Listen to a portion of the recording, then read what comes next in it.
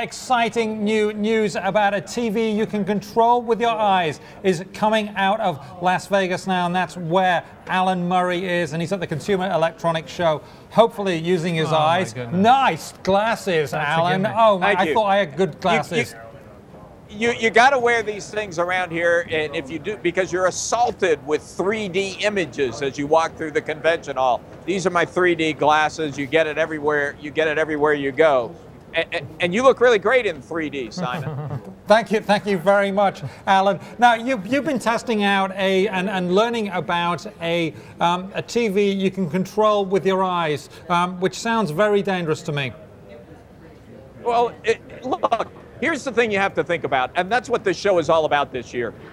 You have an explosion of content going into the television because it's no longer controlled by the cable channels. Basically, these TVs are increasingly connected to the internet, so anyone can provide content over the internet. And one of the big questions is, well, geez, all that content going into your television, how do you navigate it? How do you get through it? And so Google TV gives you a keyboard, and you play with their keyboard. Microsoft Kinect has hand signals. You move stuff around with your hands on Kinect.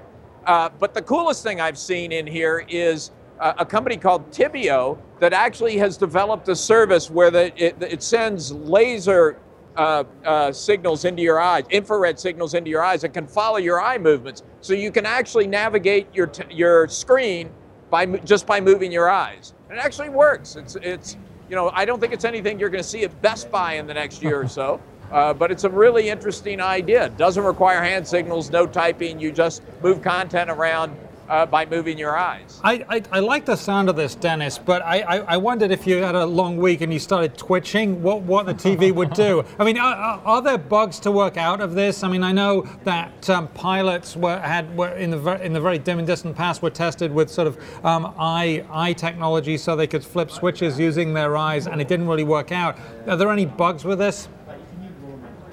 Of course. Yeah, I mean, are there bugs to work out of it? I'm sure there are, but the demonstration they had set up here looked pretty good. Right, Alan. And of course we didn't. Yeah, go ahead, Dennis. Sorry, go on, please.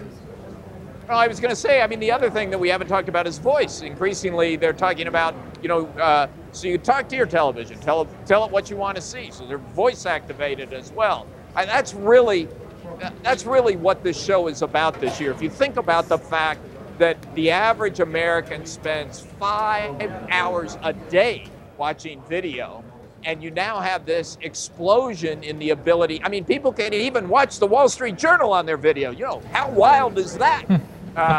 So you think about the explosion of video content that's going in there. Figuring out how you interact with your television is one of the key challenges. Now, Alan, what's the overall mood at CES? We've seen some of the bigger names in consumer electronics not really play a very large role at the show in Las Vegas. The overall mood about consumer spending, about novelty of products, attracting customers. Give us your bottom line assessment. Well, you know, I saw Walt Mossberg did a piece yesterday, I guess, saying that he didn't feel there was as much newness, new products here as there has been in the past. I got to say, there's an awful lot of stuff here that I've never seen before, and there's certainly no shortage of it. Look, this is like consumer products on steroids. People here are very excited about their gadgets. There are acres and acres and acres of those gadgets. So I wouldn't say the mood is at all subdued. People are pretty excited about what's going on, but I guess it's not clear. I mean, when you think about something like the iPad and what a dramatic effect it had on consumer behavior, I haven't seen anything yet that presages that kind of a change in the environment. So as you stroll through acre and acre of gadgetry and assaulted by sales pitches, what have you learned about the human condition, Alan? We like our video. We like our video. Give it to us in 3D, give it to us on the small screen, give it to us on our phone, but give us video. I mean, 5 hours a day, you know, the only thing we do more than that is sleep. Right. Wow. Now, I want to get back to the voice commands. That seems to me that would be even more dangerous than the eye commands for the TV, especially if you know, someone you don't like running into your living room and saying, change the channel.